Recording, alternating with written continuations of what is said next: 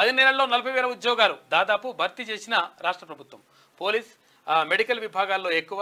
ఇక టీజీపీఎస్సీ నోటిఫికేషన్లలో 17,341 ఉద్యోగాలు. Job calendar ప్రకారం భర్తీకి సర్కార్ ప్లాన్ చేసింది. నిరుద్యోగుల ఆకాంక్షల సాకారం అవుతుందని చెప్పేసి పోలీసు వాళ్ళు అంటే ఒకటి గుర్తుకొస్తుంది అన్న, పోలీసులకు ఆరోగ్య భద్రత కార్డు ఉంటుంది. అరే అవును, ఆరోగ్య భద్రత కార్డు లేక అసలు యాక్చువల్ గా వాళ్ళు చాలా ఇబ్బంది పడతా ఉన్నారు. ఈ ఆరోగ్య ఎస్ఐ చనిపోయిండు, కనీసం పట్టించుకోలేదంట పాపం ఆయనని.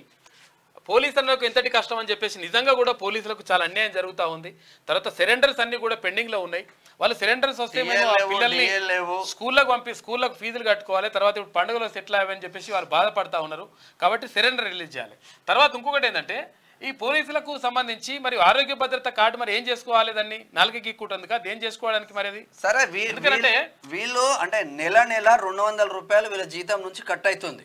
కట్ అయ్యి ఒక ఫండ్ పెడుతున్నారు. ఆ ఫండ్ ఎవరి కోసం యూజ్ చేస్తా ఉన్నారు? వీళ్ళ జీతంలకు కట్ అయినటువంటి ఫండ్ కు సంబంధించి దాన్ని ఖర్చు పెడుతందుకు మరి దాన్ని వాళ్ళకి ఇస్తందుకు మరి ఎందుకు? పోలీస్ అన్నల జీతం నుంచి కట్ అయ్యే ఫండ్ పోలీసులకే యూజ్ చేయట్లేదు. మరి ఇక్కడ ఎస్ఐ చనిపోయిండు, అదే యశోద హాస్పిటల్లో ఇమ్మీడియట్లీ గా ట్రీట్మెంట్ నాయన అంటే ట్రీట్మెంట్ చేయలేదంట. ఎందుకంటే ఆరోగ్య భద్రత కార్డు చెల్లదన్నారు. మరి పేదరికం పరిస్థితి బాగాలేదు. ఆయన ఆడికాడికి వచ్చిన హాస్పిటల్ తీసుకుపోయేసరికి ఇప్పుడు జనార్దన్ ఎస్ఐ చనిపోయింది. ఎవడు బాధ్యుడు చూసుకోరిగా. ప్రజల ప్రాణాలకు రక్షణగా నిలబడే పోలీస్ అన్న పరిస్థితి చూసి పలువురు కంటతడి పెట్టారు. పోలీసుల వివరాలు ప్రకారం యూసుఫ్ కూడా 1వ బెటాలియన్లో పోలీస్ అధికారి జనార్దన్ శ్వాస సమస్యతో ఓ హాస్పిటల్కు వెళ్లారు. ఆరోగ్య భద్రత కార్డు ఉన్న యాజమాన్యం చికిత్సకు అంగీకరించలేదంట.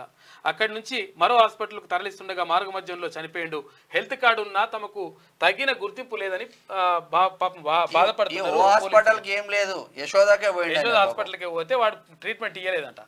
చూసిరా, ఇగో నేను ఏమంటానంటే పోలీసులకు పాపము అంటే వాళ్ళు ఎవరు చెప్పుకోలేరు. నిజంగా చెప్పాలంటే నోరు లేని ఒక అదో పరిస్థితి ఉంటుంది వాళ్ళది కూడా. ఎందుకంటే వాళ్లకు హక్కులు ఉండయి, ధర్నాలు చేయనీకి ఉండదు, వాళ్ళు సంఘాలు పెట్టనీకి ఉండదు, రస్తారోకులు చేయనీకి ఉండదు. ఎందుకంటే వాళ్ళే కంట్రోల్ చేయాలి కాబట్టి ఇవన్నీ వాళ్ళకు హక్కులు ఉండయి కొన్ని.